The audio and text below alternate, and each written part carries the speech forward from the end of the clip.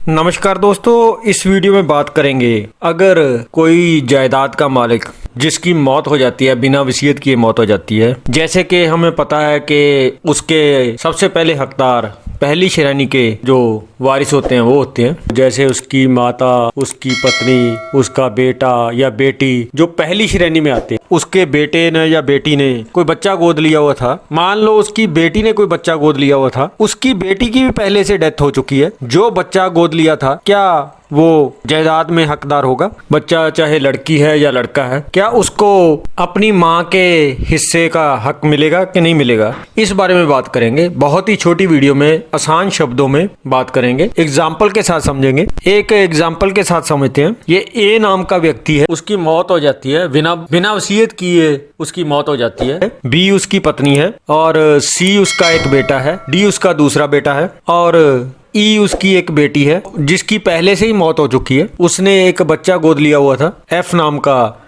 जो बच्चा है उसने गोद लिया हुआ था। अब जो ए है, 4 हिस्से होंगे उसकी प्रॉपर्टी के। एक हिस्सा उसकी पत्नी को जाएगा, एक हिस्सा उसके एक बेटे को जाएगा, एक हिस्सा उसके दूसरे बेटे को जाएगा। जैसे कि ई नाम की उसकी लड़की है, उसकी पहले से मौत हो चुकी है, उसका जो एक हिस्सा बनता है, जो उसने गोद लिया हुआ बच्चा है, बेटा है उसका, वो उसको मिलेगा। 1/4 हिस्सा उसकी पत्नी को, 1/4 हिस्सा उसके सी नाम के बेटे को, 1/4 हिस्सा उसका जो डी नाम का बेटा है उसको, 1/4 हिस्सा जो उसकी बेटी है जिसकी पहले से मौत हो चुकी है, उसने जो बच्चा गोद लिया हुआ था उसको मिलेगा। इस तरह अगर लिया हुआ है वो बराबर का हिस्सेदार होता है। तो जो उसने गोद लिया बच्चा है, चाहे लड़का है लड़की है, उतना ही हक है उसका, उसकी जायदाद, जितना हक अगर उसने खुद जन्म दिया होता अब बच्चे को, उतना हक की जो गोद लिया है अपने, उसका जो नाना है उसकी जायदाद में उतना ही उसका हक होगा।